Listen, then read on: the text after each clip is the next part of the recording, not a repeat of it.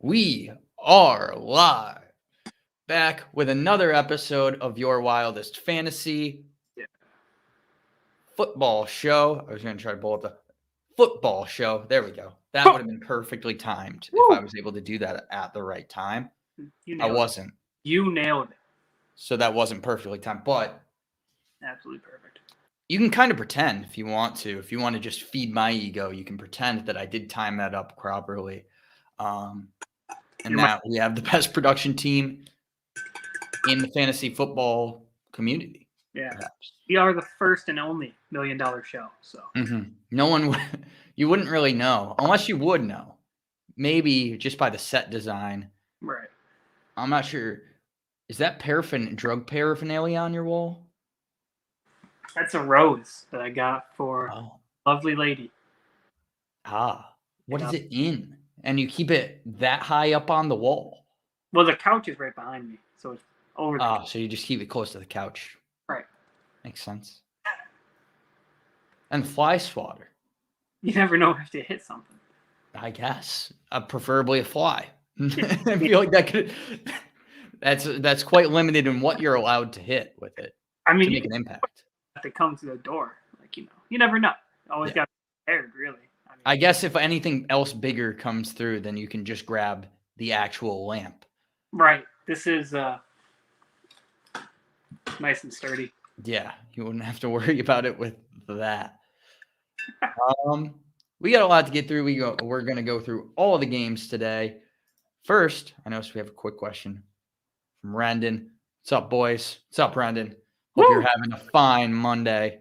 Would you trade Damian Harris for Kareem Hunt? That's a really good question. I think it's dependent on what your roster looks like. Right.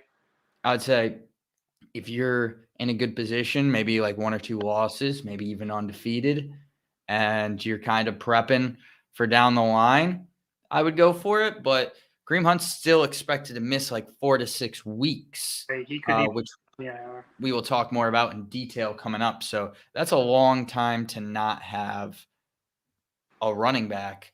If you're not relying on Damian Harris, though, for sure. If he's out for 6 weeks, he's back week 13, bye week. He's coming back week 14 against Baltimore. Maybe. I mean, if your team's good enough, that's the guy. Risky. Agreed. I mean, you're definitely holding out. Right. Is looking for the long run, though. Right. So if you can make it work without Damian Harris, who we both been saying has been a big buy low target. I don't know about anymore. But we expect him to produce going forward. And I mean, he is a valuable fantasy asset, but you're definitely gaining a more valuable one once Kareem Hunt comes back. Right. I may have said a foul word there, and I apologize if I did say so. I lose 1 loss, have Barkley, CMC, Swift, Miles Sanders, and Javonte Williams. Jesus. Yeah, you're just going to have to make it through next week with Swift and Miles Sanders and then hope that Barkley can come back. I mean, if you can get back fully healthy, it's a monster lineup. So that might be too tempting for me to turn down because of that.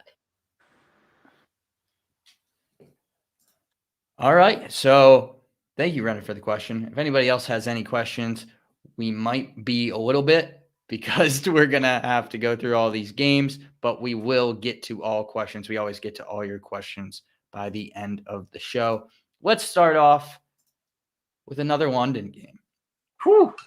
Miami at Jacksonville, down to the wire, OT, extra football overseas. They deserve it. What do you have from this game? What was your big takeaway? I said Marvin Jones. Great day. I liked Marvin Jones coming into the day. He's the guy I like most on Jacksonville. Good game for him. 23 points. I think it's a nice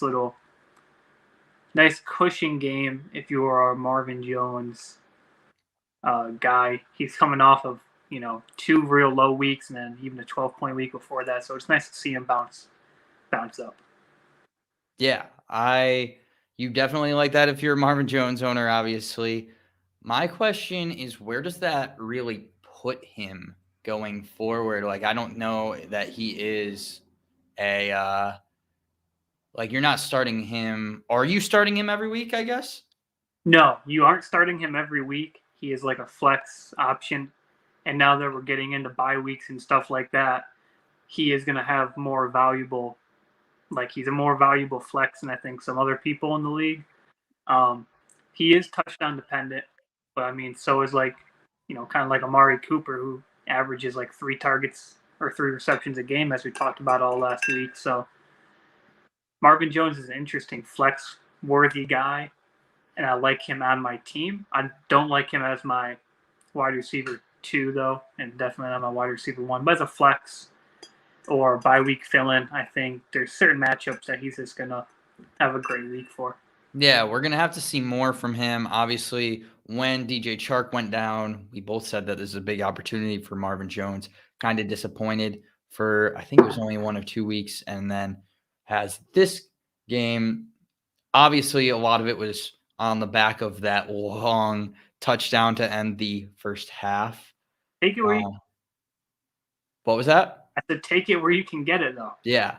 But if we see some more prolonged, consistent production from Marvin Jones, I would say there's no reason why he couldn't be a consistent part of your starting lineup going into the second half of the season. But we just got to wait and see on that. I had some things from the Miami side of the ball. Okay. Myles Gaskin, we kind of talked about last week that he was a sell, I guess, as high as you can for a guy who's been disappointing throughout the year. Right. But he's kind of back into unsellable and unstartable. Although I have found a little trend. First off, he was 5-9 rushing, 5 rushes for 9 yards, and then 2 catches for 5 yards, only 3.4 fantasy points in full point PPR. Right. I have noticed that there is a trend. Okay. What are you noticing? So you might still be able to sell high on him next week. It's a very big possibility because on odd weeks, he has put up at least 10 points in every game. But on even weeks, he has been very bad. So I was looking at this saying there's no really pattern because it's not like he's doing well against bad defenses and then struggling against good defenses or anything like that. But it's just every other week is the pattern. So he actually had got to start him next week. I mean, he actually had his best game against Tampa Bay. Exactly. As the best run defense in the league. I mean, they stopped him on the ground, but he got 10 receptions for you. So that PPR, that's a great week for you. He got 31 points, 2 touchdowns too. So, I mean, yeah. I mean, I don't know. I don't want him in my team. I don't think anyone wants him on their team at this point. Unless it's an odd week. Right. Then obviously you want him. You definitely want him. I mean, and they are playing the Falcons, so if there's I mean, that's kind of the thing. Like, obviously, Myles Gaskin is pretty unstartable now. It's like it's tough, especially for a guy that probably a lot of people drafted as a low RB2 or flex. So tough position. You can't really sell him. I don't know what you're going to be able to get from him besides hope that the odd even thing continues, and then next week he can have a good week, and then you can sell him again. That's really the big thing from this game. I want to move on so that we can get to everybody without taking 2 hours. Kansas City, Washington was the next one. Can't say we didn't tell you so. Gibson hurt in the game. First hurt a shin, and then he hurt his calf. They're not sure of the severity yet. Right. I say we talked about Kareem Hunt trades. Mm-hmm. I don't know that you're trading Antonio Gibson for Kareem Hunt at this point, just with the amount of time that he's going to miss. But I am trying to trade if you can get a running back one back for Antonio Gibson, even if it is a hurt one. Like if I could package something like a lower grade wide receiver and Antonio Gibson for CMC, I am doing that in a heartbeat. If I could trade him for Montgomery, I would do that. If I could trade him in a package for Saquon or something, I would do that. I'm trying to get rid of Antonio Gibson like in any way possible. I think it's going to be tough to get like a true RB1. I think a more realistic guy that you could probably get would be a James Robinson. I would gladly take that too. Right. I think if you drafted CMC, obviously you probably had the first or second pick in the draft. He's been your guy, and when he plays, you know CMC is going to blow the roof off of the place. Antonio Gibson doesn't quite have that talent. He does. He is now banged up even more so. The only thing is the CMC owners, they haven't had him since week 2. So or they haven't had full production out of him since week 2. So there's a good chance that those guys could very well be like 2 and 4. Right, but I think if they held out for this long holding CMC, I think you have a much harder time ripping it away now that CMC is going to be coming back and playing. I think he's still got 2 weeks. Yeah, he could. I mean, hey, you never know. Well, I mean, he's on IR. He can't come back for 2 weeks. No, he's going to be there. He's going to be dressed up as Chuba Hubbard, and that's it. Is what it is. You have anything? I said Darrell Williams looked fantastic for a second string running back. He didn't really run super efficiently. I mean, 21 attempts for 62 yards. That's like maybe 3 yards a carry, not even, about a little bit less. So it wasn't like a super efficient day for him, but despite that, he still was able to walk into the end zone twice. So, I mean, obviously, and it wasn't like Tyreek Hill or Travis Kelce had bad games. Like, they still got you 15-plus points each, so it was a good game from them. But it was nice to see that the Chiefs are trying to get a little bit into the run and get some momentum that way. So I liked it. Thought it was a good week. If you were able to pick up Darrell Williams or trade for him throughout the week, it's looked good. And, I mean, they're playing Tennessee next week, so he could be in for it again. You never know. Yeah, and that's why kind of what we talked about earlier in the week, you go for a Darrell Williams over a Devontae Booker is just the touchdown opportunity in an offense like Kansas City in comparison to a place like New York. I mean, Booker got you an efficient week. He got you 10 points, almost 11 in full-point PPR. It's just that Williams doubled him, and I think that's going to be the trend going forward. I think that unless you're named Saquon Barkley, you're going to have a really hard time running in New York. Yeah. Last thing I wanted to say quickly, panic or patience with Terry McLaurin. He has 8.6 and 6.8 in his last 2 games. 4 of the 6 games this year, he only has 4 catches and less than 65 yards. I think this is just the price you pay for having Scary Terry. Like, I've said it since, on and off air. I've said it. I think Scary Terry will finish as a good wide receiver. He can do it on someone else's team, though, just for reasons like this. Scary Terry around Jacoby Myers' numbers this week, and no one really wants. I think Jacoby got like 8 points or something like that, maybe 7. But Scary Terry is going to get you some weeks where he goes for 30 points, and then obviously weeks where he gets you 6.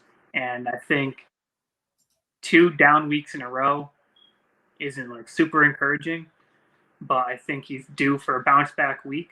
But at the same time, I'd rather him have a bounce back week on someone else's team and have a more consistent guy on my team. But it all depends on how you want your team to look. If you want that if you want that super fluctuating ability on your team where everyone can go for 30, 35 points in a week, put Scary Terry there. Or if you want a guy who isn't going to get you single digits, then maybe go for someone a little bit more steady. Yeah, I agree. I think Terry is like a high upside. Very high, very high. He's kind of playing into, and I don't know if it's him necessarily or just the offense that he's in and the quarterback that he has. He's kind of into that, like Mike Evans, Amari Cooper, just can win you a week and potentially lose you a week, depending on where you have him. He's a great wide receiver too, because I mean, he has that ability to win you a week at random times, but I wouldn't want to trust him much higher than that. Like, I wouldn't want to trust him as my consistent wide receiver 1 every week that I need to deliver. I don't know if you're panicking and like you need to sell him. Obviously, I think there's going to be some better weeks for Terry McLaurin coming ahead, and he plays Green Bay next week. I mean, this was supposed to be a good matchup against Kansas City, but he plays Green Bay next week with no corners. So that should be a good matchup as well. Hopefully we get a bounce back game for all the Terry truthers, Terry havers out there. One quick thing I want to add. So Scary Terry, these are people who got below 7 points this week. Scary Terry, Rondell Moore, Tyler Lockett, Mike Evans, and Mike Williams. Like a bunch of big name guys who I think we've talked about on the show multiple times. These are guys who you want as like an RB or a wide receiver 2, who some weeks you just have to be prepared. Some weeks they win you your week, have huge monster games. The next week they're going to get you below 7 points, and you're going to wish that you started someone like Audie Tate, Cedric Wilson, who got higher than all of them. So you just have to be prepared, and you have to know your team too, to like know if you can afford to have some risky plays in there. Exactly. Auden Tate and Cedric Wilson, not risky plays.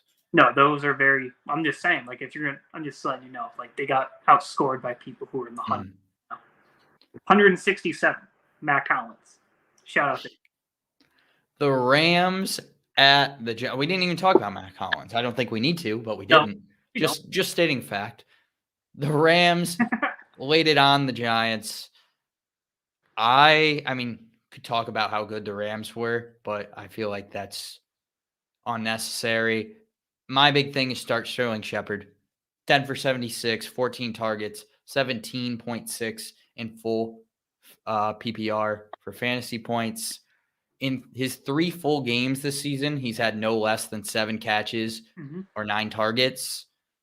I mean, the guy is just a weapon, just bringing in balls. And I think especially in full, he's a starter. And then in half, I think he even has some upside there. Like, this was his worst yardage game. I think this was his only game below 90 yards of the 3. I get that it's a small sample size, but I don't think that should take away from you probably having to start him as a flex going forward. I'm with you. Sterling Shepard is literally my flex. I picked him up off waivers multiple weeks ago when someone dropped him. Won't say who, but someone dropped him. Yeah, he was my takeaway from this game too.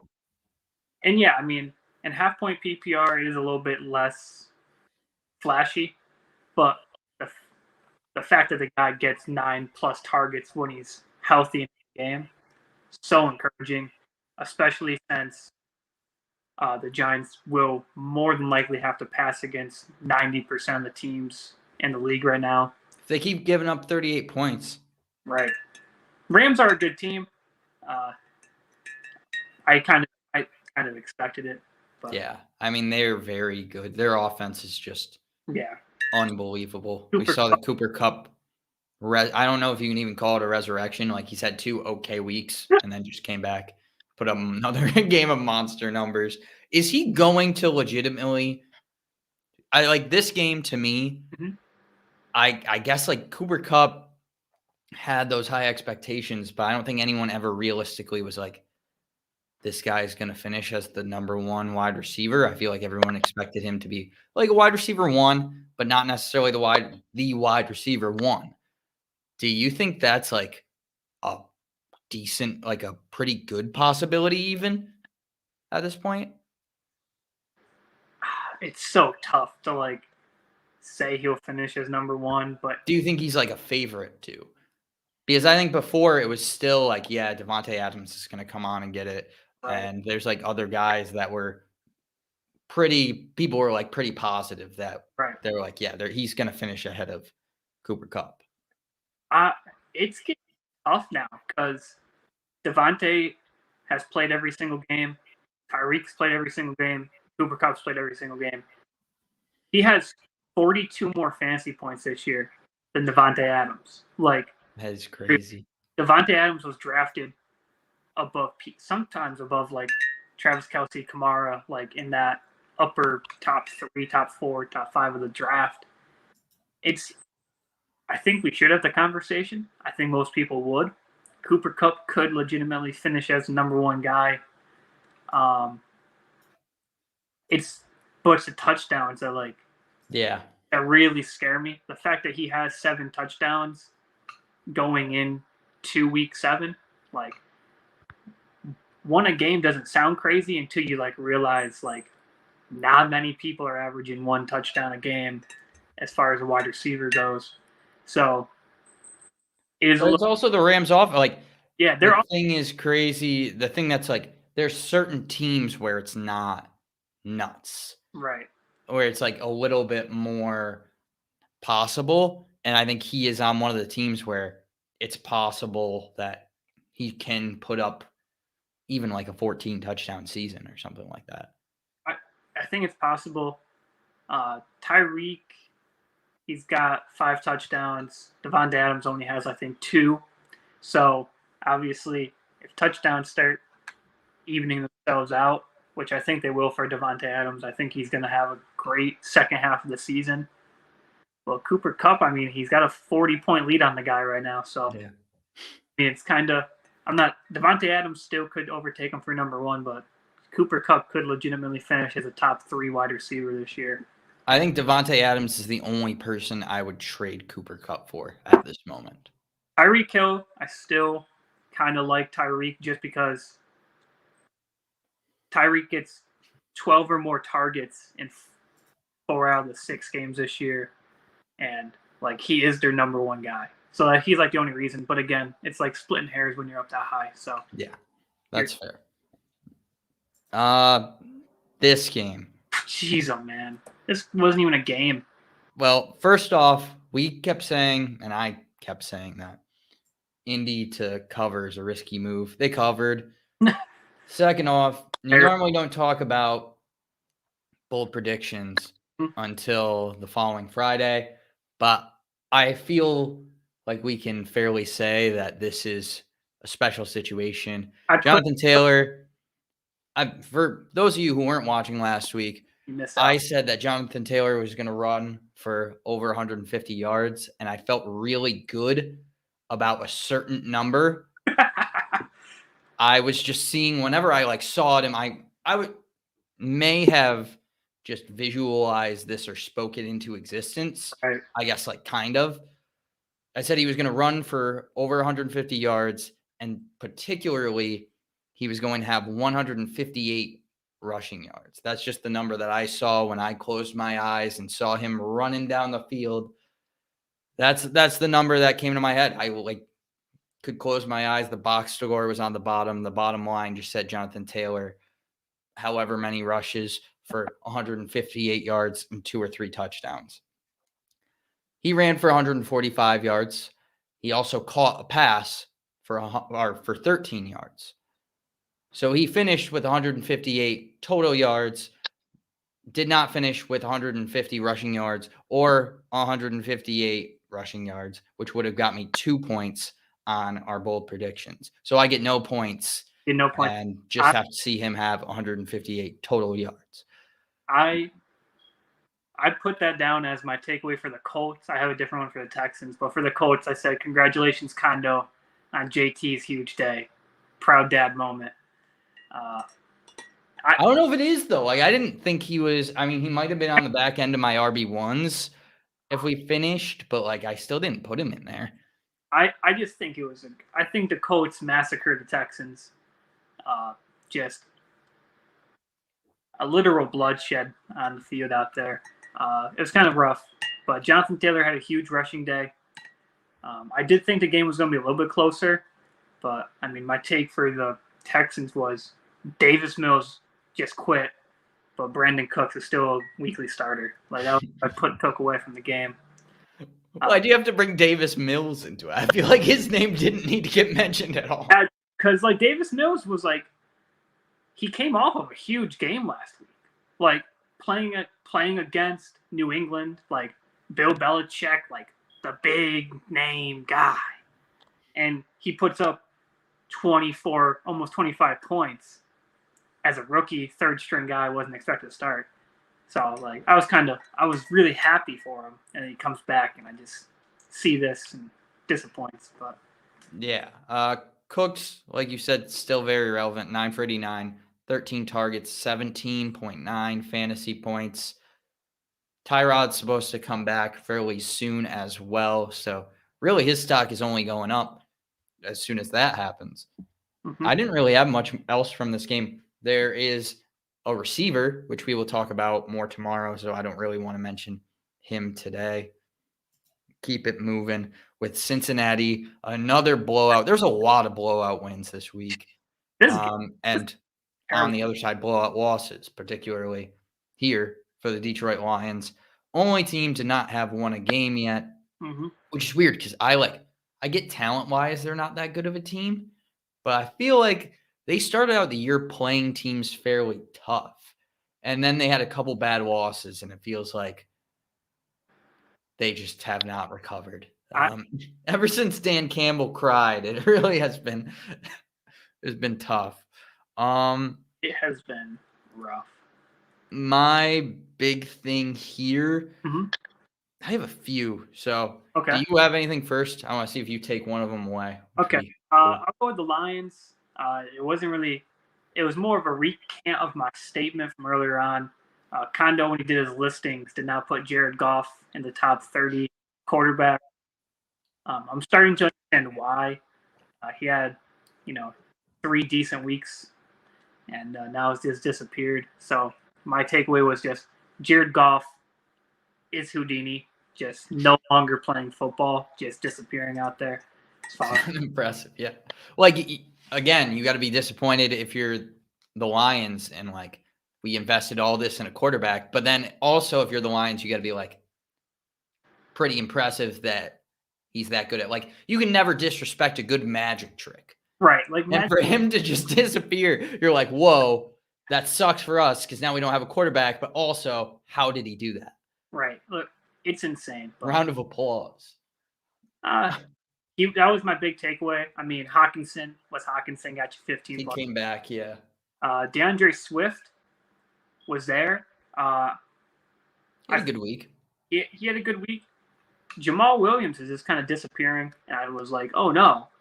I said, Jared, it's okay if you disappear. Like, it's your own thing. But, like, why you got to bring Jamal down with you? Do you think that's what it is? He said, I'm taking Jamal Williams with me, or do you think Jamal Williams is also a magic connoisseur? I don't know. I can't rule it out yet. Okay. There's still more investigation to go on that situation with the Lions. All my stuff was actually Bengals stuff. I have one thing for the Bengals. Okay. I'll let you go. No, you go. All right. I said Mixon and Chris Evans, maybe Captain America. Both a great game. I think I don't think. Sorry, I saw him. Utilize his limited touches that he got. He only got 7 touches, I think, and the dude finished with 15.7 points. Did he even get that many? He got 4 rushes for 18 yards and 3 receptions on 3 targets for 49 yards and a touchdown. He utilized his very limited touches in such a way that it was beautiful to watch. And I was like, this is awesome. Almost shed a tear. He might be Captain America. I think we just spoken into existence. Congratulations, Kondo. And it was nice to see Joe Mixon out there, getting like the bulk of everything, 18 plus carries, 6 targets in the pass game, and he looked like he was holding up fine. I mean, I didn't like look at it and be like, oh no, Joe Mixon, like stop touching the football. Like he looked great. Yeah, it was great to see Mixon just back healthy, getting a ton of work, and seeing a ton of work in the pass game, which we haven't seen. I mean, he hasn't had more than one reception since week 1. And this game, he had 5 for 50. Now, a lot of it came off of that one pass. I get that touchdown pass, but still 5 catches, which is something we just haven't seen since week 1. I think the fact that he got 6 looks was also encouraging. But again, it's against the Lions. They killed them. Like I said, Lions might actually just be like a high school football team who like up Sundays. Until they win a game, I think it's a fair assessment. But I mean, I still think it was a great game, great fantasy day for Joe Mixon. Yeah, I am a little bit more hesitant on Chris Evans, and we'll talk about that. I just like with Samaje Perine coming back. Right. I'm not saying start him or like even. I'm not saying. I would say don't. I wrote down don't pick up Chris Evans. I mean, he's only rostered in 2% of leagues. Yeah, I feel like he might be a popular waiver wire guy just because of his production. Right. And I'm just saying don't buy into that just because Samaje Perine's come back. He also had a really good game in the week that he played, so I don't think that much changes as far as the backfield is concerned. Right. Last person I wanted to talk about quickly in this one, T. Higgins, 3 for 44, 7.4 fantasy points. In his 2 games back from injury, he has 8 catches for 76 yards on 13 targets. Obviously, Jamar Chase has really taken the lead as the number 1 in Cincy with Joe Burrow. How are you feeling about T. Higgins? Are you like panicking on him, or are you having patience? Like he's still coming back. He's still got a chance to regain some fantasy value here. So a lot of people drafted him in like 5th round. Like he was going, I had him as a top 24 wide receiver. Right. He was getting drafted as the wide receiver 24. Right. I am not as high on T. Higgins. Bengals are looking like a middle-of-the-road team, which is encouraging. And Joe Burrow is performing, moderately well. Not fantastic. But just the fact that T. Higgins, if he doesn't get a touchdown, has a really hard time getting you 10 points. He got 10.2 against Green Bay with a touchdown, but then only 7.4 this week. And that's in PPR, half-point PPR. It's like 5 points and 8 points or something like that. So it's like kind of discouraging to see that. Like, I get it if he's like a bye week or a flex fill-in and you have injuries. Like, I understand that. But to say, like, you need to have T. Higgins in your lineup week in, week out. Definitely can't say that. At this point, it's just like, I understood it week 1 and 2 as like a wide receiver too. I was like, all right, maybe they're going to have to pass us to Bengals. But at this point, if it's not Jamar Chase, then like, I don't think you have him in your lineup. Agreed. On to Chicago. Bears. Is there any worse insult than someone saying, I own you? Probably. I don't think there is. Like, I think it can be vulgar. And honestly, like, I think a vulgar insult isn't as bad because if it's a vulgar insult, you could be like, oh, then that guy's like kind of a scumbag. Like, why do you have to use swear words? Excuse my language for saying S-bag. But yeah, I feel like you can kind of turn that on the other person's and like say that's not a good reflection. But like when you're getting beat handily by the team that continues to beat you handily, and he's not even like saying something that's wrong, but it's like an actual I own you. It's that's just got to be so defeating. I mean, he could have also been talking about fantasy. You never know. You never know. To the fans, could be. You never know what kind of leagues they got. That's true. Maybe there could be some deep leagues out there where you're like, I want the Seattle fans. The And 12th man. There's a reason they call him the 12th man. right. You never know. Like maybe like for every 5 fans that get kicked out, you get 3 points. Every guy you see passed out from drinking too much, you get 8 points. If you see a lady get punched in the face, you lose 3 because shiver. That is fair. I feel like I that's understandable. there are some missed opportunities as far as fan bases go. Yeah, and you never know. Like, Right. we're fans who have players in our fantasy league, so Right. I guess it would kind of make sense for the players to turn that around and then have fans in their league. I think it's only fair. Otherwise, I just feel like it's a little, degrading. I saw this question raised somewhere. Sorry to not credit whoever said it. Does Khalil Herbert have fantasy value going forward? 19 for 97 and a touchdown and 2 for 15 receiving. We expect Damian Williams to come back eventually. I mean, he's only on the COVID illness thing, so obviously I assume he'll be back this week probably. Yeah, I mean, Khalil Herbert had a great game. I put him down. I said Herbert had an amazing day for a third string guy. But I don't think maybe you keep him on the bench for now. And if Williams is out again, you start him. But when Williams is back, I think you start Williams over Herbert. And then obviously when Montgomery's back, you start Montgomery over both. Yeah, agree. I don't think there's any rush to get rid of him. Right. But if Damian Williams is coming back, you're not like starting him, and you're definitely not starting 2 running backs in a Bears offense that's not all that great. Right. And also, you probably don't want to start either of them next week as they go into Tampa Bay. No, so he's a really tough run defense, despite the fact that Myles Gaskin was able to gash him. So, and he didn't even get. I mean, he had 5 carries, so he got most of his work through the air. Other thing that I had in this game, we had a small glimpse of Allen Robinson. We've been continuing to have a little bit of a glimpse of Allen Robinson over the last few weeks. Right. At 4 for 53 on 7 targets, 9.3 fantasy points. Yeah.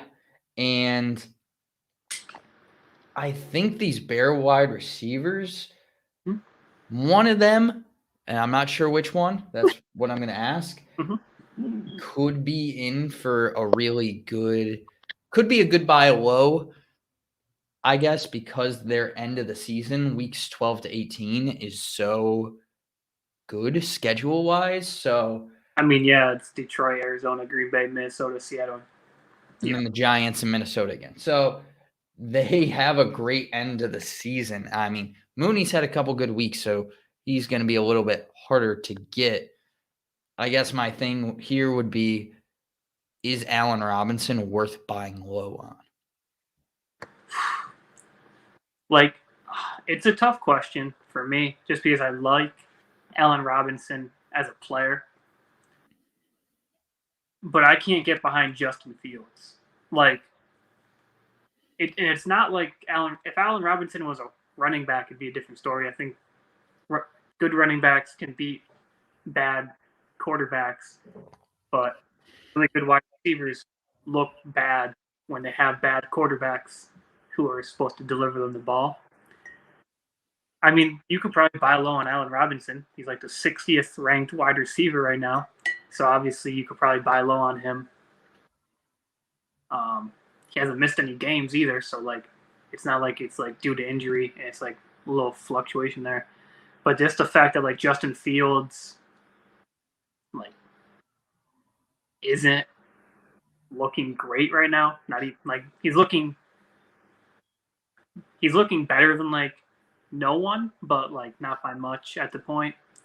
So maybe towards the end of the season when Justin Fields gets used to football, then Allen Robinson might get more of the work. But it's discouraging to have hopes that Allen Robinson is gonna have a great game, and then see him underneath 10 points is just like, this is not Allen Robinson, Especially in full point PPR. Right. It is tough to see just the passing volume not being there for many people, if anybody. Like, it's hard to see either of these guys going off for a day where they get 10 catches or something like that, just because I don't know if there's ever that many passing attempts or completions. I mean, week 1, when when Justin Herbert only came in for like a couple of plays when Andy Dalton was in, he got 11 looks. Like, he got looks. Like, it was encouraging. Like, he only brought in 6 of them, but like, it's encouraging to see the numbers. But then like the next week when Justin Fields. I was just waiting for you to get to that one. Okay. When Justin Fields, comes in. I'm glad you figured it out on your own. I mean, that was productive problem solving if I've ever seen it. Justin Fields comes in and he gets down to 4 targets, like huge drop off for no reason whatsoever. And the next week, Justin Fields gets the full start and he 6 looks. Like it, when Andy Dalton was there, Andy Dalton was like, this guy's really good. We're going to look to give him the ball. And Justin Fields, like, we don't need him. Don't need him. So it's like kind of discouraging to see the lack of trust between the best wide receiver on your team and your quarterback. Anything else from this game? I said Allen Lazard. Question marks. 108th overall. So do you think he's going to finish ahead of 108 overall? I don't know. Like that. It was. I don't think we need to spend time talking about Allen Lazard, do we? It was more of just like what's going on over here? Because like Randall Cobb, wasn't there. So I was like, who's going to fill it in? This guy, Allen Lazard.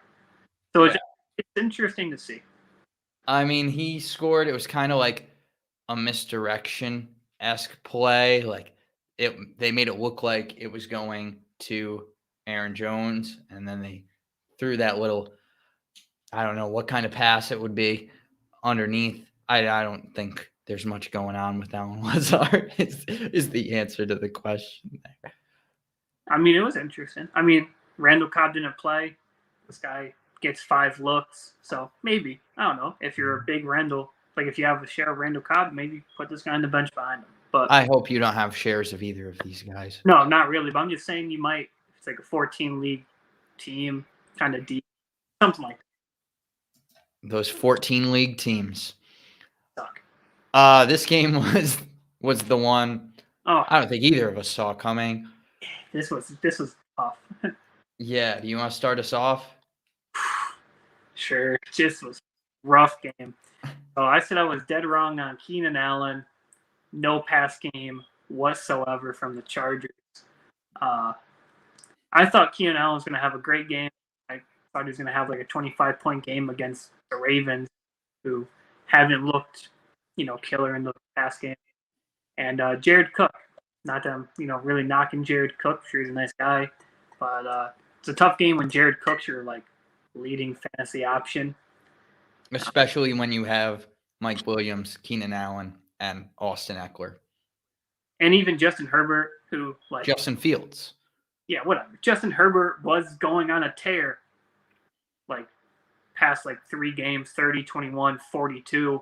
Like people were like putting him into the MVP conversation, and to see him just come out and kind of dud like this was very discouraging. And I don't think it's a real thing. I don't think that this is what's going to happen for the rest of the year, obviously, but it was interesting to see them just like crumble to the Ravens, who I don't think many people were like, oh yeah, Ravens are going to win by 28 points. Like, not a lot of people saw this coming. Yeah. I mean, I've been I didn't think the Ravens were like completely for real. Right. I didn't know they were going to be this good in this game. And I think that definitely is a different conversation for a different show that's a little bit more about football than less focused on fantasy. Right. First question off of something you said. Mm-hmm. Where's your patience level or panic level with Keenan Allen? Keenan Allen has been a guy who's kind of been he's been like, I wouldn't even say a good wide receiver 2 because hasn't been a ton of upside. He has 1 week where he had 19, Right. and that's really been the only upside week. He had two 19-point weeks, a 14, a 6, or a 10, a 13, and a 10. So Keenan Allen probably shouldn't be your number one. Like, Definitely not. Like, I feel like a number one should just be someone who gets a little bit more than that. But I think he's like a low wide receiver 2 at this point. Right. I mean, it also depends on like how your team's looking. Like, I mean, 10 points a week is fine if you're in PPR. I think like that's an okay number to get. But like the fact that like he hasn't had one of those Keenan Allen explosion weeks yet, and we're 6 games into the season, like I don't know. I don't know if you would even say that 10 points is that good in full point, though. Well, like, you're definitely looking for more than that if you're in.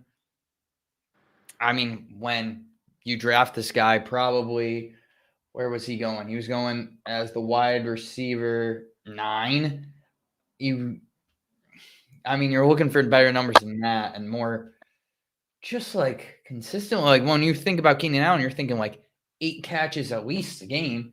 And then getting close to 100 yards, and that just hasn't happened. I'm worried. I am not like worried to the point where it's like I got to get rid of him because there's going to be a week or anything. Like I'm worried to the point where I'm waiting on a good week so I can get rid of him. I'm not worried to the point that I need to get rid of him while his value is not great. I did get rid of him in all my leagues early on. About the same time I did in our league that we're in together. Was about the same time I got rid of him in most of my other ones. Well, that was before the season. No, I thought it was week 1. It was before week 1. Oh, I thought it was week 1. There was no Keenan Allen shares on my team by week 2. Because, I think he's like, if you're going for consistency, he's a consistent guy as far as like in PPR who get you 10 points. But like, he's not giving you that explosiveness like his counterpart, Mike Williams, is. Mike Williams is literally boom or bust. If you're playing on ESPN, he's 2 weeks he's busted, 4 weeks he's boomed. Literal boom or bust, no in between. He'll get you 20 points, get you 30 points, or he'll get you 3 points. Like, it's unreal. And I think that I would much rather have Mike Williams than Keenan Allen. I'd rather have Mike Williams as my number 2 for sure. Like by a lot. Yeah, I'm with you. I don't, like I said, I don't have shares of Keenan Allen anymore. I think you can find a better.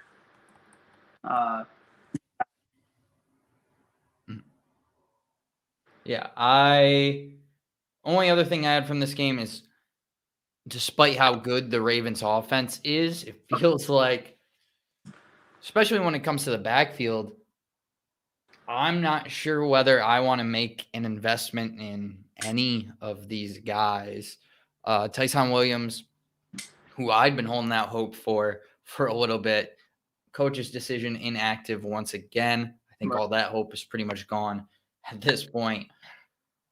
We saw the backfield split. Devontae Freeman got 9 carries for 53 yards and a touchdown. Latavius Murray, 9 for 44 and a touchdown.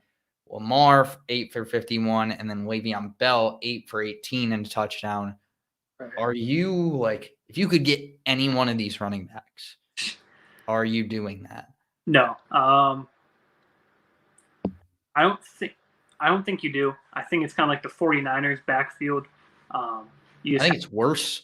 I think it could be. I think it is worse just because you have Lamar, who will just like take the ball from you and run it himself. So like Jimmy G doesn't quite do that as much. I don't think you take any shares in this Ravens backfield if you can help it. If I guess like to help people who already do, I think Latavius Murray might be the guy. Like, he might be able to fall into the end zone. Like, if I have to pick someone, I'm probably picking Latavius. he knows the system more than these other two. And Tyson Williams, like, has been coach's decision. So, like, you don't know if it's discipline thing or if it's like an undiagnosed, like, or if it's like something medical that they just don't want to talk about, or like, you don't know what it is. I mean, it could just be talent It, in their eyes. maybe, but like, why don't you like try to move him though? Because like, I don't know if his value's that high. Well, I mean, like weeks 1 and 2, he got you 18, then he got you 11 with no touchdown week 2. Like, I think that's fine. Like, those are No, I mean, I also obviously like I was holding out on him, so I thought that he was the best in the backfield, but maybe Baltimore just doesn't feel like he's reliable enough to put out there. That's what it seems like. It's like I said, it's tough. Either Tyson Williams or Latavius Murray, depending. I don't really like. It's hard to say which one because I don't know what's going on with Tyson Williams, and like, I don't know. And like, if they came out and were like, it was coach's decision because like he punched some trainer in the face for talking to him, so he had to sit for the week. Like, I understand that. And like, that'd be like a clear thing of like, oh, that's why he's not playing. But like, to have no explanation whatsoever, just like, oh, I don't want him to play. Like, it doesn't help fantasy owners any. Yeah, I mean, I definitely wouldn't have Tyson Williams on my roster anymore. I think you could pick him up if you wanted to pick him up as a speculation play next week. You could pick him up before on Friday or something like that. I don't think there's going to be much competition for him. I think there's just so much more upside in other backfields than there is in Baltimore.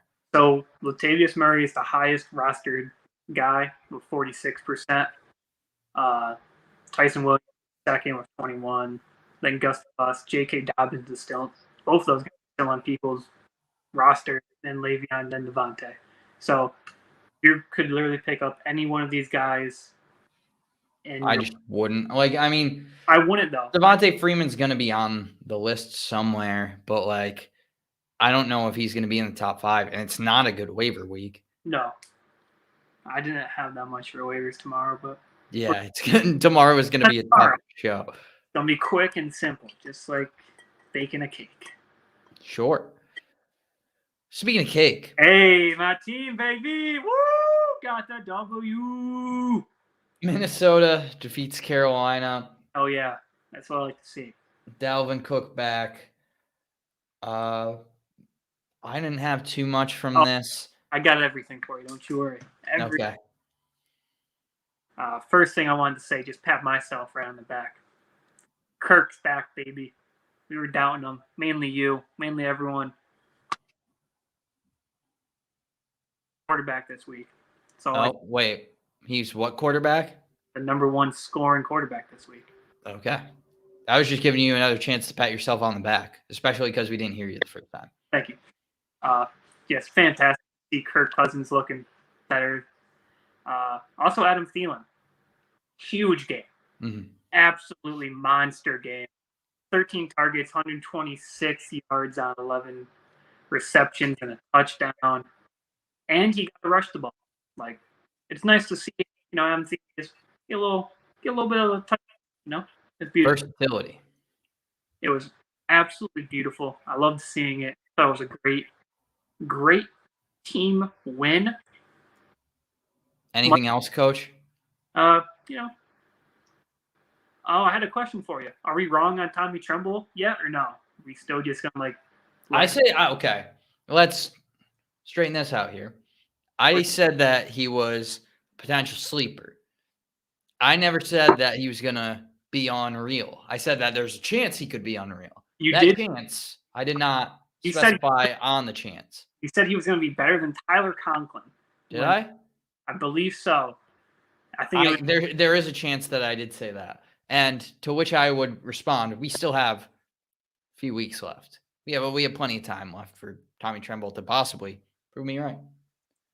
Yes, those were the 2 takeaways I had. Was congratulations, Kirk, and I said wrong on Tommy Tremble or no? Question mark. We still have time. All right. Okay.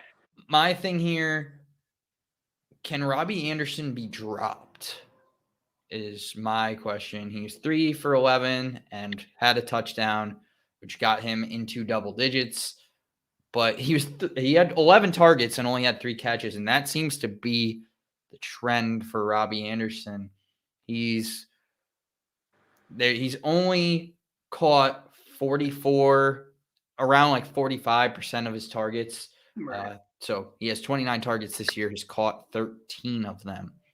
And right. I just think that you can, if you want to keep him at the end of your bench, fine, but like don't feel bad if you have to drop Robbie Anderson for a top waiver claim or something like that. It's tough. Like if you can get one of the Cleveland running backs or something, right. I would do that. I like Robbie Anderson as a player, and I mean he has had the case of the drops this year, but like if you watch the game, he was kind of covered, like almost smothered on like at least 8 or 9 of those and it's tough. I think you can drop him, and like I'm not gonna be sad if you do because he needs a touchdown to get double digits until he can like show you that he can catch the ball because he's getting looks. I mean, he's had 2 weeks where he had 11 targets. I don't know. I think you drop him, but like prepare to kick yourself in like a week or two when he goes off 10 for 11, like 130 yards. So he will have that week, and everyone's gonna be like, "Oh no, I need Robbie Anderson." But like, I get it. Yeah, I mean, I think you're fine to drop him, but you're not stressing too much Right. if you have to, and if you got to keep him, then you got to keep him, and that's also fine. Also, like, time for some kicker respect on this show. Greg Joseph, I think he is, if you are looking for like a plug and play kicker, he's as good of a bet as any. This team just scores a lot of points. They kind of have to score a lot of points. And I think he is a good kicker option. He's owned in like 20% of leagues. So pick up Greg Joseph if you're a big kicker person. Arizona at Cleveland. Go up, Bears. Biggest stories from this game is just the injuries on the Cleveland side. I believe, well, we know Kareem Hunt is out for 4 to 6 weeks. It is looking like with a calf strain. Baker re-injured his shoulder. He wants to play this week, but they have a Thursday night football game, so that's going to be – it's a close one. Odell also hurt, and Nick Chubb. I combined both of them, and that was I almost said a bad word again. You did. Yeah, Nick Chubb also might not play. Odell, like we said, Odell had a decent day, 5 for 79, 8 targets, 12.9 fantasy points. Just an encouraging day from someone we said you can't really start until you see something. But it's going to come down to really just like monitoring these injury reports this week and seeing how healthy the Browns are going to be for Thursday. On the other side of the ball, I have a take that I don't think I've come to this point yet where I was saying that you need to trade this person, but I was saying haven't been as high on them this year as I was, I guess, coming into the year. I think you have to trade DeAndre Hopkins. It's in the show title, and I think it just needs to happen. Like, he has 4 touchdowns on 24 catches. So that's like a fifth of his catches are touchdowns so far. Yeah. 36 targets, which is ranked 36th in the NFL. He has 6 catches, like max, in a game this season. Like, that's been the highest amount of catches he's had. He's a big name, and I think you can get somebody with more target volume and upside going forward. I'm with you. He had a good, but like you said, a lot of touchdowns this game, not a lot of volume going his way. And they just acquired Zach Ertz, so maybe look to move him. I'm with you. Yeah, they spread the ball out a lot. I think you can get a guy like a Diggs, maybe, or a Debo or DK or something like that. My laptop crack. So I will be right back on them. Okay. And we've lost him. I feel like now this is just a regular occurring thing. We just have to kick Cody off for the time being, get his situation in order, and then have him come back. Well, I guess this gives us an opportunity to move a little bit quicker as well. We've hit the hour mark. Time to get moving. We have the Raiders at the Broncos. This was kind of a blowout game, a little bit closer than the score would show. The Raiders were in pretty big control for the majority of the game. Josh Jacobs just continues to produce. I think a lot of people are going to gravitate to the Kenyon Drake numbers. He had 21.3 fantasy points in this game, but Josh Jacobs still got a ton of work. 16 carries, 53 yards, and a touchdown, along with one reception for 29 yards. Josh Jacobs continues to be a running back 2 that I think has below running back 2 value at this point. So I would look to add a Josh Jacobs, even if it means giving up. Like, there's somebody in my league, one of my leagues, that has Josh Jacobs and DeAndre Hopkins. And I just said you got to trade DeAndre Hopkins. But if I could trade maybe even like a Joe Mixon for Josh Jacobs and DeAndre Hopkins, maybe like Joe Mixon and a cruddy wide receiver, or like bench wide receiver for that, I would think about doing that. And it looks like we have our second host back for the middle of this conversation. Holy but cow. Stupid laptop, dude. I would think about doing that if you need the depth. And then again, you don't want DeAndre Hopkins, so trading DeAndre Hopkins for another wide receiver. But I really like Josh Jacobs going forward, like a lot more than what his value is at, just by people thinking, oh, Josh Jacobs, he's hurt all the time. Oh, Josh Jacobs, like Kenyon Drake's there. Kenyon Drake just had a big game. I think you can get some great value for Josh Jacobs. And if you look at Drake's numbers, like of touches, he got involved, but like not as much as you would suspect for a 21-point game. He had 6 touches. 6 touches, but he utilized them. 6 touches and 2 touchdowns. So, like, right. I'm not worried about that when it comes into Josh Jacobs' value too much. I think a lot of people are going to blow it out of the water, Kenyon Drake's game, and they're going to be like, oh, man. Like, if you didn't watch the game, obviously, they're going to be like, oh, my God, Kenyon Drake's a new number 1, but the dude just got 6 touches. Like, calm down. Yeah, I'm with you. I think I like Josh Jacobs as a buy low guy, especially just since how he's been performing. And maybe people will read into the Kenyon Drake thing a little too much, and they'll even just help you low ball for Josh Jacobs even more. Agree. Yeah.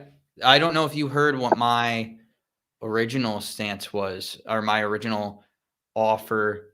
I mentioned someone in our league. I don't know if I'm going to make this offer, but it's a possibility that I think is a fair deal. It's like Joe Mixon and a bench wide receiver for Josh Jacobs, and try to get like Hopkins.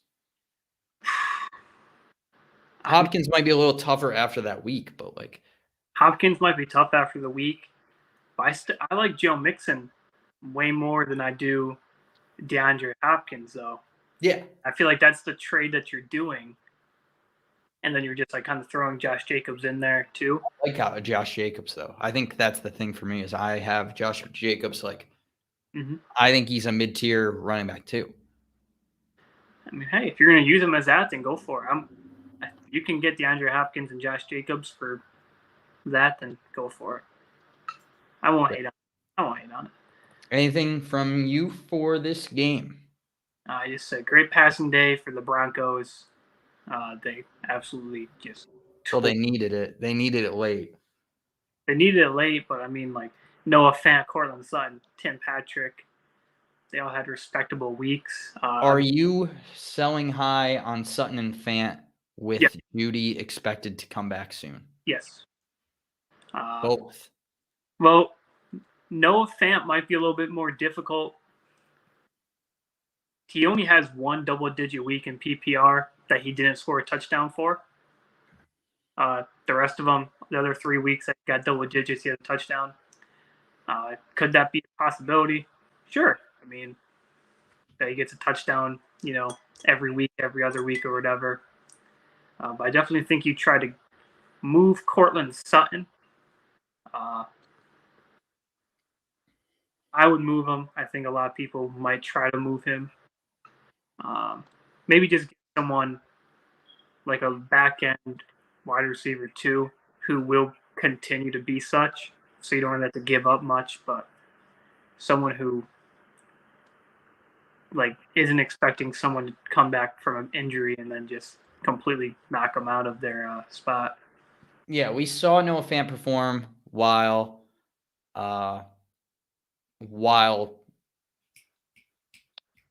Jerry Jeudy was there.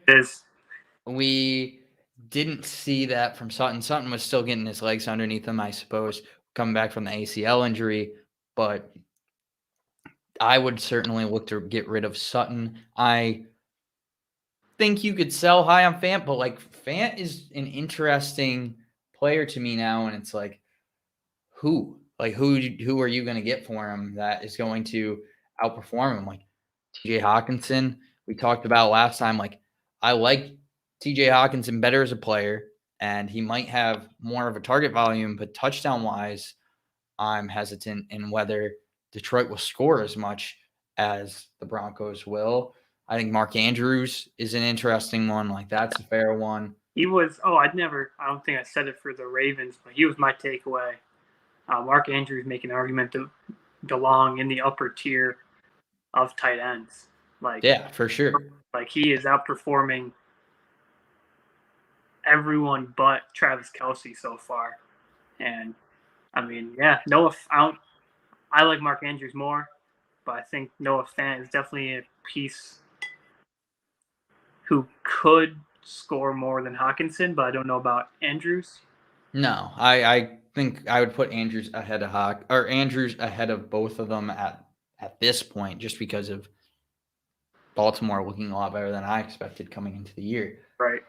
But I really don't know, besides Waller and Andrews, if there's anyone that Hawkinson is, or anyone that Fant is behind. I think you can make an argument that he's better than Hawkinson, fantasy-wise. I think you can make an argument that with Pitts, he's more consistent. So I'm not sure that I would say that he is better than those guys. Mm-hmm. If I was put to answer that, but I think he belongs in the same conversation as Pitts and Hawkinson at this point. Yeah. And Kittle when he comes back. Yeah, I'm with you. Moving on to Dallas at New England. Dallas, heroic effort to win me money. Me money. That's all I cared about. I mean, that's how the world runs, man. Next page in my notes, I have to flip to Amari Cooper. We talked about him a ton. Just not someone I feel comfortable with on my roster. Not okay, I don't know if I should make that joke, but I'll just say the comfort is more on his production than anything else. I think you can read into what the joke was going to be. Yeah, Amari Cooper, just not sure if the consistent value is going to be there. Obviously, CeeDee Lamb had a big game. I think there will be some trade-off on and off for who has the big game between CeeDee Lamb and Amari Cooper, but I think most of the time it's going to be CeeDee Lamb. I just think he's a better player, and I don't know that Amari's going to just deliver on the value that a lot of people place on his name right now. Right. I'm with you. Amari Cooper is one of the more unsexy names as far as an upper wide receiver 2 goes this year. And I understand if you want to move him. I'm trying to move Amari Cooper from my leagues. Kind of hard because I think most people are in agreement with Amari Cooper just being Amari Cooper, to say, like, literally say it. Cowboys kind of have a weird sort of system. If you like watch their games, you can watch the first quarter and figure out what plays they're going to do for the rest of the game. They will run the same route tree and same like run scheme or pass plays over and over again.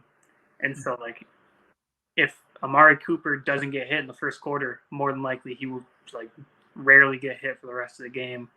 Whereas like CeeDee Lamb, if he got hit, 3 times in the first quarter, he's going to get hit 3 times every single quarter on the same routes, doing similar things, same looks.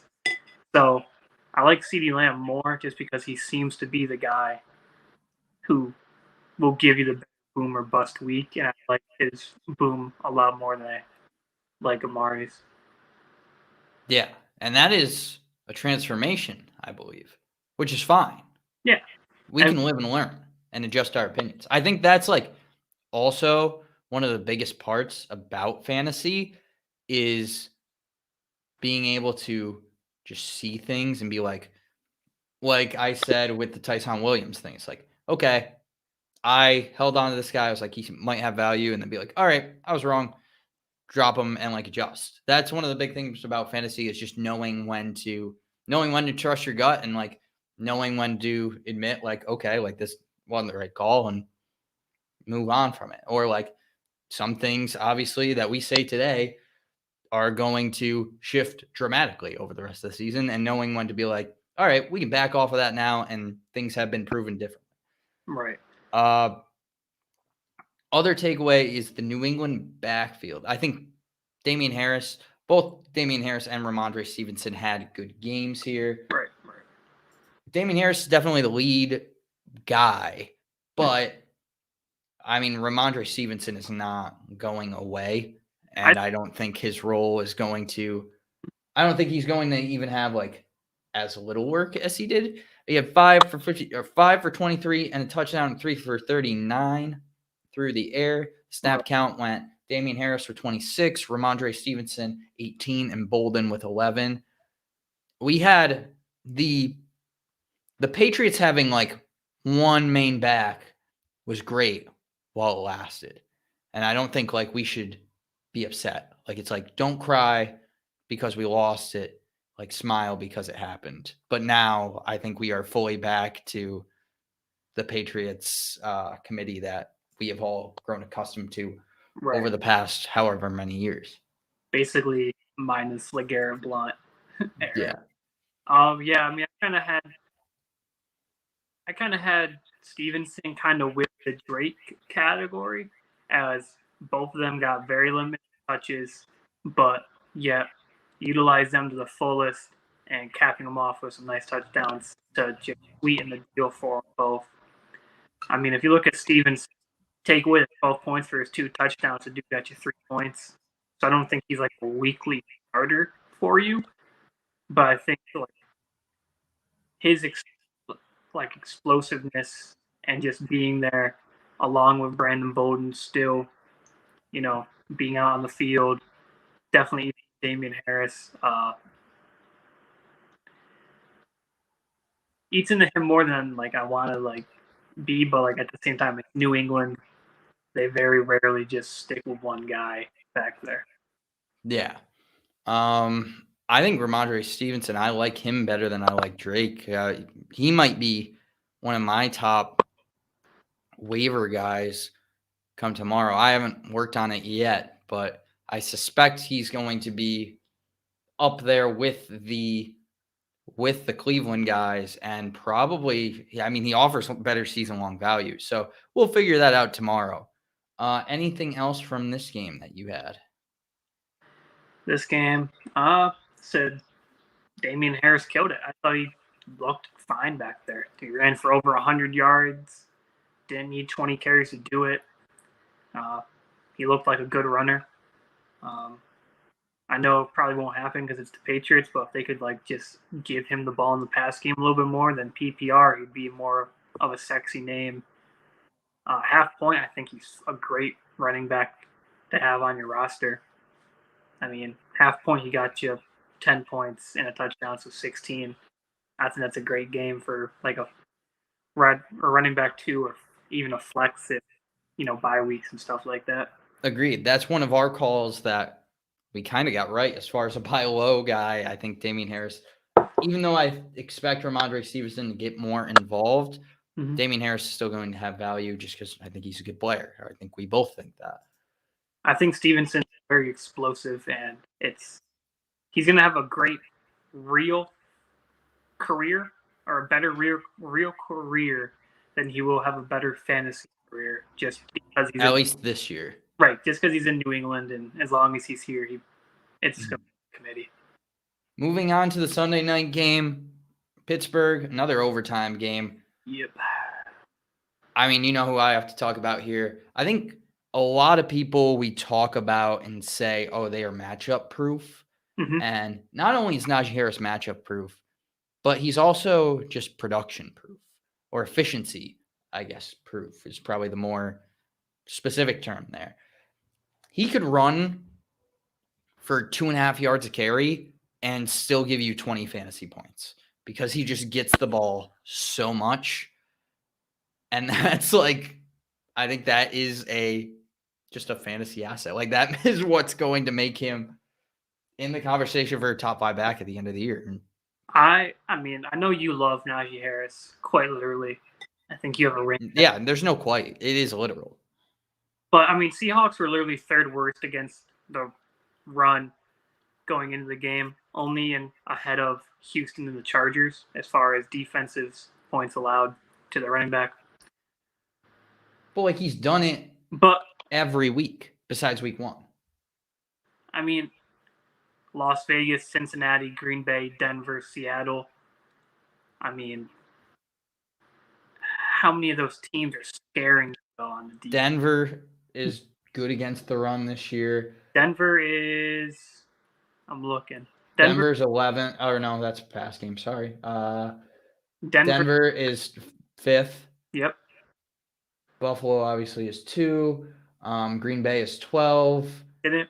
Yeah. Cincinnati is 8. I don't know. And that's the thing. Like, it doesn't matter about his, like, production against those teams. Like, I think he hasn't produced against some of those teams on the ground. It's just that he gets the ball so much that he's going to somehow get 60 yards, even if it takes him 25 carries, and then probably score and also get 5 catches. And now with Juju out, like, for sure get 5 catches. Yeah, I mean, I think he's going to be a fine option. Still behind Cordell Patterson? Has to be. That's wild. I mean, is it though? Yes. Is it? Like, yes. Like, how wild is it though? Kind of like you I mean, it's like I don't know like how many types of wild there are. It's wild. All right, so Cordell Patterson. We don't have to have the debate. No, not a debate. I'm just gonna say something real quick for the audience here. Najee Harris played every single game so far through 6 weeks, 121 points. Cordell Patterson only played 5 games. He's at 101. Obviously, I think they will finish around each other, and not just like taking my take and out of nowhere. I think Cordell Patterson has the potential to use very limited touches and explode with them, just like Kenyon Drake did this week, just like Stevenson did for New England. I think he can do it. I think Najee Harris gets a lot more touches, obviously, and he is more of these. He's the sexier name out of the two, just because he's just this. Well, I don't know. I want to say that. I think sexier guy. Oh, Jesus Christ! I mean, Najee Harris does get more looks, but I mean, at the same time, like now that Juju's out, he's obviously going to continue to just get more and more. Deontay Johnson, I think, had a great comeback week.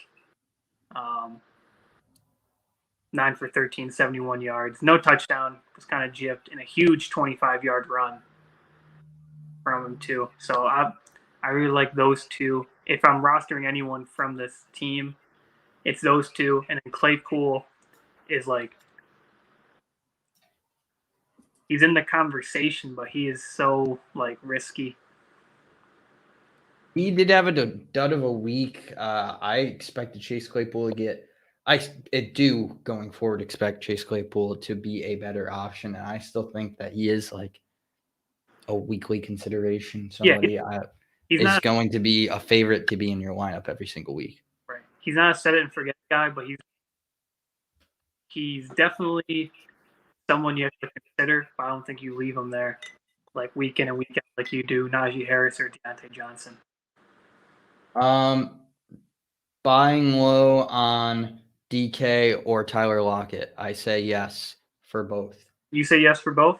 I'm a little bit more tentative on Lockett just while it depends what I'm looking for. Like if I expect Lockett to perform while Geno Smith is there, then I'm not, because I don't think that's going to happen. But I expect Lockett to get back to business when Russ comes back in.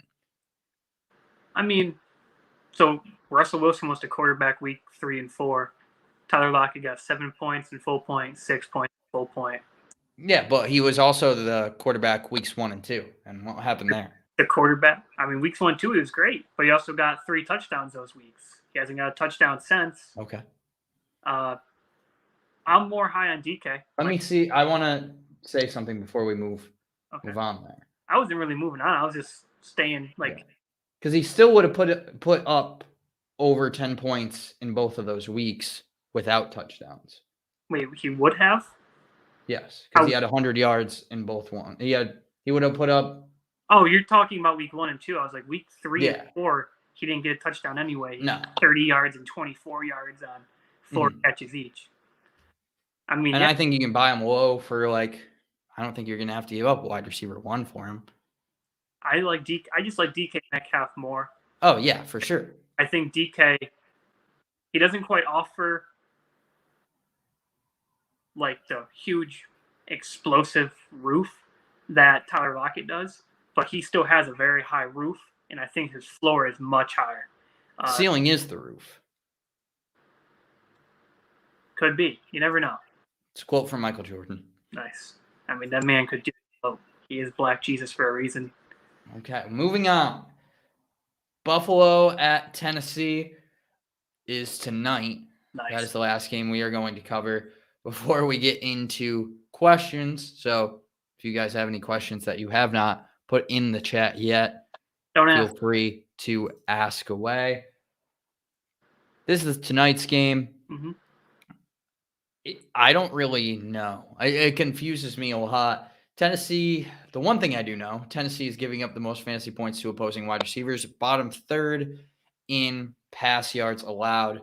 Diggs and Sanders should be in for big days.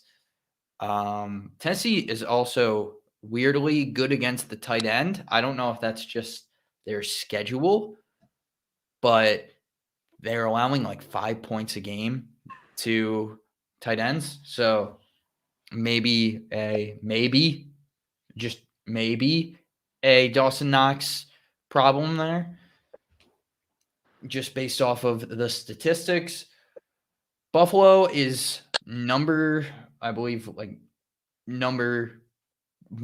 against the pass and number 2 against the run this year. One of the best defenses in football, if not the best defense in football. So what Titans are you expecting to produce today? I mean, besides the obvious Derrick Henry, Derrick Henry is, in my opinion, the upper echelon of another sexy back. He is the sexiest. He's bringing sexy backs. Right. Back. Matchup proof. Like, he should be in the tier of his own. Like, Derrick Henry can go for almost 50 points against most people. Like, he's an incredible back. Doesn't really matter who he plays. So besides him, I don't know. Like, so I have in one of my leagues, I'm down by 3 points. And I have Julio Jones on my bench, Emmanuel Sanders in my spot, both set to play. I have one more spot to play. They're going to be my wide receiver too. And it has been tormenting me about who I'm going to start just because I don't know if I want to trust Julio Jones this game. Just because we haven't seen him in 2 weeks. And even when we did see him, it wasn't the Julio of old. It was like an old Julio. Didn't look at all that sexy.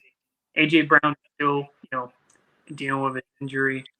So honestly, really, Derrick Henry is the guy that I'm very confident in saying he's going to have a great game. And AJ Brown and Julio maybe, but probably more Julio than anyone out of the two. But Really? Yeah, I'm still not super happy about putting him in my lineup tonight. Yeah, I'm starting AJ Brown in some case. Excuse me. In some cases, I'm starting Julio, but I'd prefer not to. I think AJ Brown has as good a chance as any of these pass catchers to have a big day. Right. I think more of a decent day. If anything, hope he gets in the end zone. And that's probably the guy that I'm going with. Mm-hmm. But that's, again, you could hear it in my voice that I don't have too much confidence in anything as far as the Tennessee Titans are concerned. No. Buffalo has an insanely good defense this year, and I don't think that goes away. I think Derrick Henry obviously messes with their rushing numbers quite a bit just because it's Derrick Henry. Mm-hmm. But I think the rest of their offense might struggle. Yeah, I agree.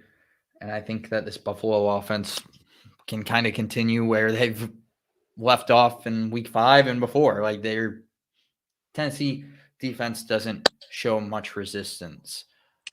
No. So I was looking at the tight end matchups that the Titans have played, and believe it or not, I cannot find a single tight end on any of these teams that is actually scaring anyone.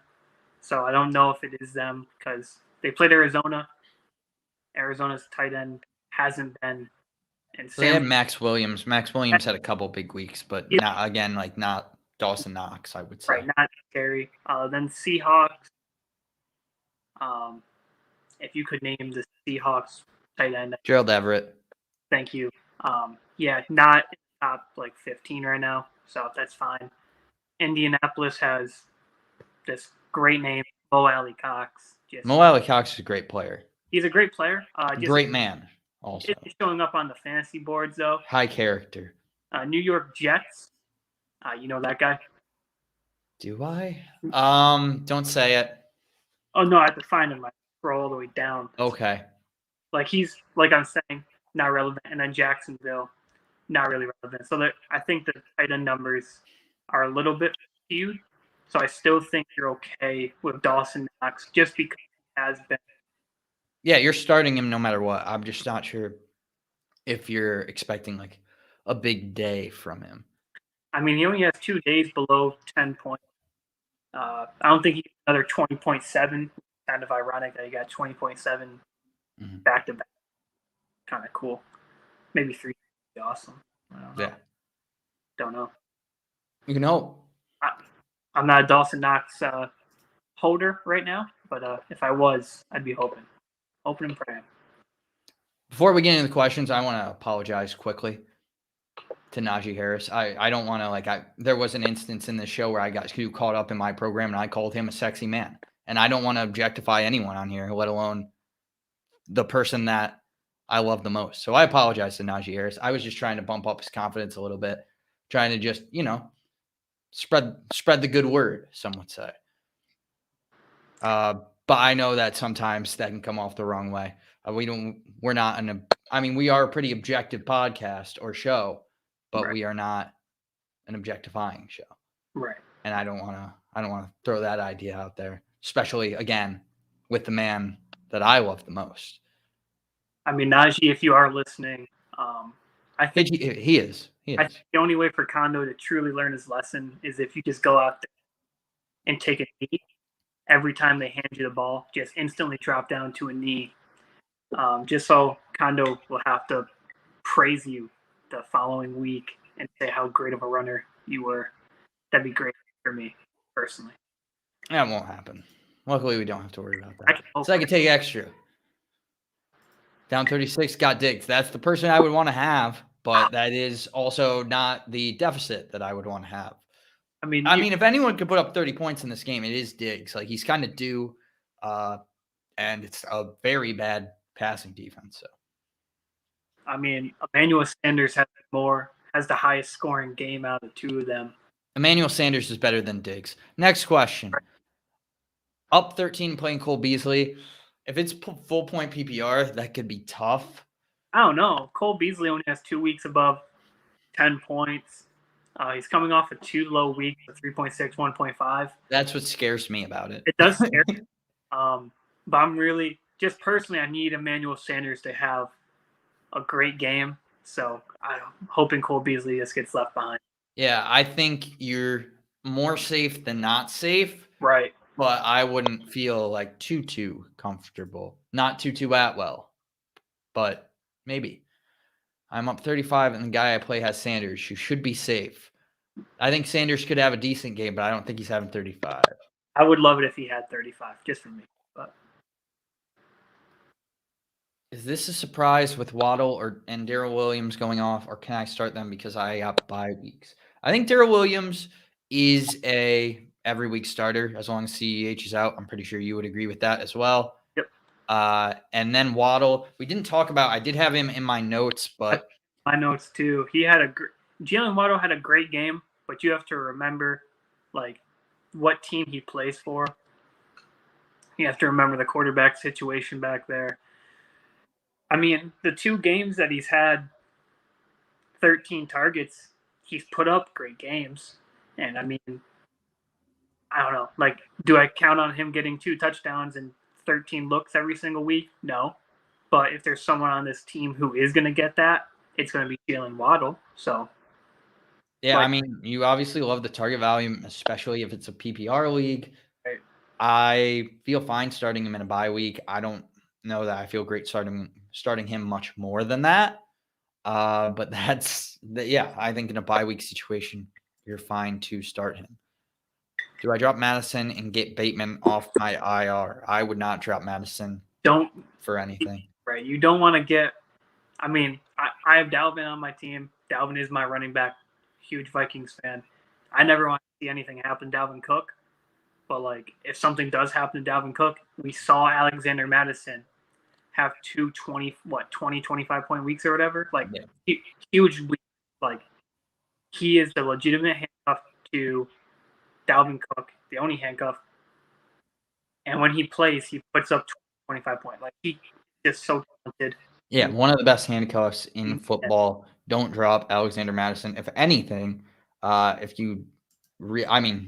off, I would drop Bateman if you had to make the choice between the two. Right. Second off, if you have to drop Madison, like, trade him. Like, you can definitely trade him for something better than whatever you're going to drop Madison for. Right. Kenny wanted to get in while you were gone. Oh, well, thank you, Kenny. I mean, my laptop's fine now, but maybe we have Kenny on the show tomorrow. Who knows? It would really subtract from our audience. So that's more the tough part. That would take away like a third of our audience. Yeah, we wouldn't have anybody watching.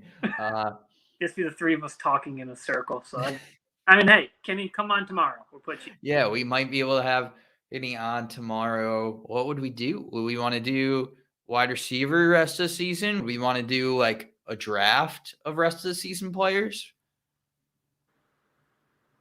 I think it would be interesting to do like a mock draft.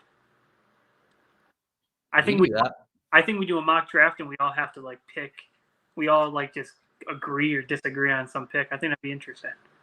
All right, we can do that. I think waivers will be pretty quick tomorrow. So I think I have like 3 people, not even. Yeah. We are going to do that, and then we will do a rest of season mock. I mean, probably only a couple rounds, but we'll figure it out. We did the important rounds. Yeah. We will see y'all tomorrow for that. Thank you for watching.